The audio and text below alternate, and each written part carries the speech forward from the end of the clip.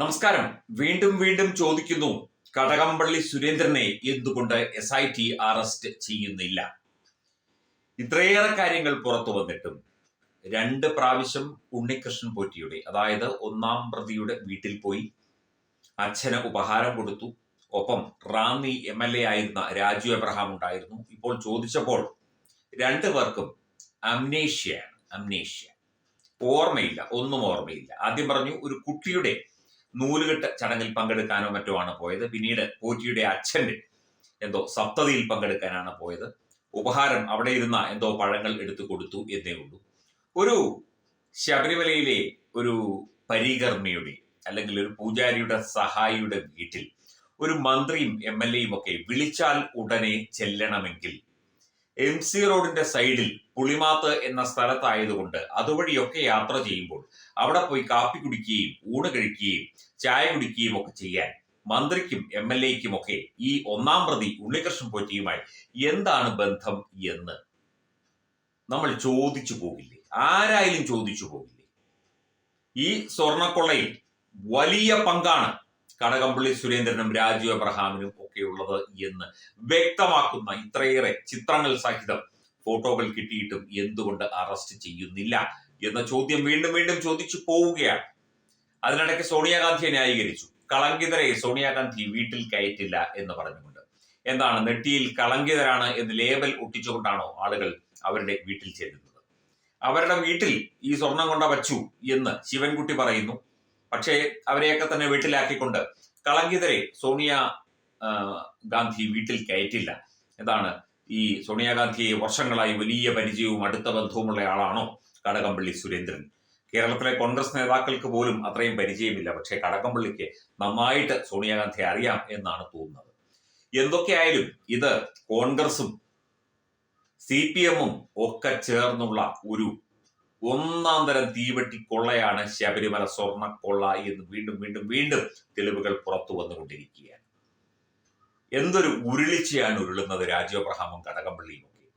മാധ്യമങ്ങൾക്ക് മുന്നിൽ നിന്നുകൊണ്ട് അദ്ദേഹത്തിന്റെ ശരീരഭാഷ ശ്രദ്ധിച്ചാൽ തന്നെ അറിയാം ഇതിനകത്തൊക്കെ വ്യക്തമായ പങ്ക് ഈ പറഞ്ഞ മുൻ മന്ത്രി കടകംപള്ളി സുരേന്ദ്രന് ഉണ്ട്. CPM നേതാവ് കടകംപള്ളി സുരേന്ദ്രനും രാജു എബ്രഹാമിനും ഒക്കെ തന്നെ പങ്കുണ്ട് എന്ന്.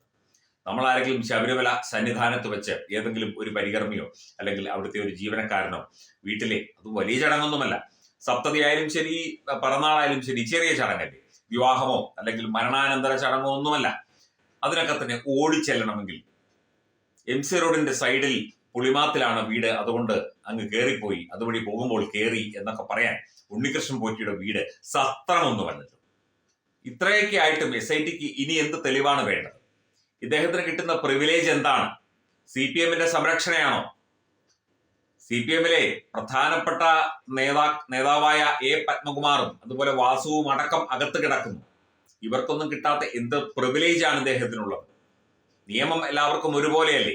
ശബരിമല സ്വർണ്ണക്കൊള്ള പുറത്തു വരണ്ടേ? ഇപ്പോൾ ഗൃഹസന്ദർശനത്തിനിടെ ആളുകൾ ചോദിക്കുന്നത് കടകംപള്ളിയെ എന്തുകൊണ്ട് അറസ്റ്റ് ചെയ്യുന്നില്ല എന്നാണ്. ബബ്ബ വെച്ച് മടങ്ങിപ്പോരുകയാണ് നേതാക്കൾ. ഒന്നും പറയാനില്ല. കടകംപള്ളി എത്ര കോടി വെട്ടിച്ചു, ആർക്കൊക്കെ വീതം കൊടുത്തു, എത്ര സ്വർണ്ണ കൊള്ള നടത്തി, ഉണ്ണികൃഷ്ണൻ പോറ്റിയുമായി എവിടെയൊക്കെ പോയി, വീട്ടിൽ 2 പ്രാവശ്യം പോയി എന്ന് പോറ്റിയുടെ അയൽവാസി പറഞ്ഞു. ഇദ്ദേഹം ഒരുമിച്ച് ചില വിദേശ യാത്രകളൊക്കെ ഉണ്ണികൃഷ്ണൻ പോറ്റിയുമായി ഒന്നിച്ച് നടത്തിയിട്ടുണ്ട്, ഡൽഹി യാത്രകൾ നടത്തിയിട്ടുണ്ട് തുടങ്ങിയ വിവരങ്ങളൊക്കെ തന്നെ പുറത്തു വന്നുകൊണ്ടിരിക്കുന്നു. എന്നിട്ടും അറസ്റ്റ് ചെയ്യാത്തതെന്തേ? കടകംപള്ളിയെ സംരക്ഷിക്കുന്നവാര്? കടകംപള്ളി എന്തിനാണ് ഇങ്ങനെ കിടന്ന് ഉരുളുന്നത്? ഇതിനകത്തൊക്കെ അദ്ദേഹത്തിനും വ്യക്തമായ ഉത്തരവാദിത്വമില്ലേ? പങ്ക് ഇല്ലെങ്കിൽ വ്യക്തമായി കാര്യങ്ങൾ പറയണ്ടേ? ഒന്നും വ്യക്തമായി പറയുന്നില്ല. എല്ലാം ഓർമ്മക്കുറവാണ് പറയുന്നത്. അത് ഓർമ്മയില്ല, അത് എന്തിനാണ് പോയതെന്ന് ഓർമ്മയില്ല, ആരാണ് കൂടെ ഉണ്ടായിരുന്നത് എന്ന് ഓർമ്മയില്ല, ഗൺമാൻ സാബുവിനെ വിളിച്ച് ചോദിച്ചു എന്നൊക്കെയാണ് പറയുന്നത്. എന്തൊക്കെയായാലും ശരി, ഇത് കടകംപള്ളിയിലും നിൽക്കും എന്ന് തോന്നുന്നില്ല. അതിനിടയ്ക്കാണ് കടകംപള്ളിയുടെ സോണിയാഗാന്ധിയെ മെഴുകിയുള്ള ന്യായീകരണവും പുറത്തു വരുന്നത്.